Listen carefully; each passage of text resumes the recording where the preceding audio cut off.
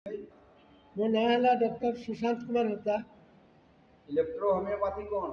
Electro homeopathy हूँ गोटे fifth faculty of medical science, new medical science, जोटा कि आम भारत वर्ष 150 वर्ष है चली केवल पत्र गछ छाल इत्यादि ये तैयारी हुए। ए केमिकल किसी न था। आम कौन प्रकार केमिकल यूज करूँ। केमिकल नसडा बेसिलिस मोरबिड ये सब आम पाखे ना।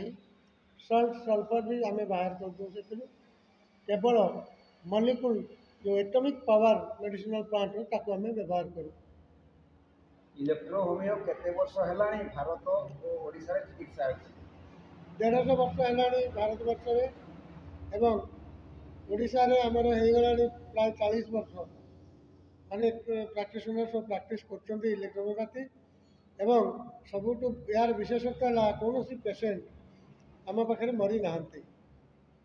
आपण केते वर्ष होला चिकित्सा करछंती और केउठी करछ?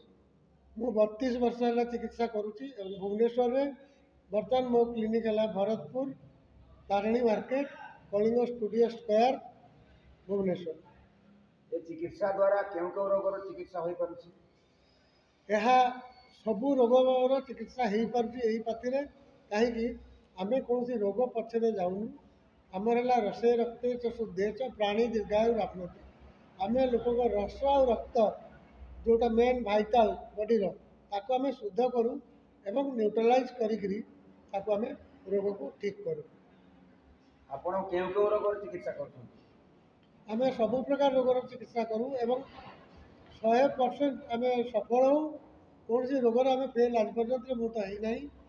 तेणु ये मो जीवन माने बहुत बड़ अभिज्ञता जे एमती भी औषध काउंट बेटी डॉक्टर काउंट बेटी इटाली जहाँद्वारा कि आम सबू रोग सफल चिकित्सा कर। सरकारी स्तर रे यार मान्यता अछि ना मिली पारि नाही अथवा मिलिबार संभावना अछि कि? सरकारी स्तर रे हमर सेंट्रल गवर्नमेंट तो आईडीसी कमिटी बसई एवं चली तार मीटिंग चली। एपटे सुप्रीम कोर्ट आपको ऑर्डर देते जे यार एजुकेशन और प्रैक्टिस आपण मैंने करूँ एवं यार रिसर्च करूँ।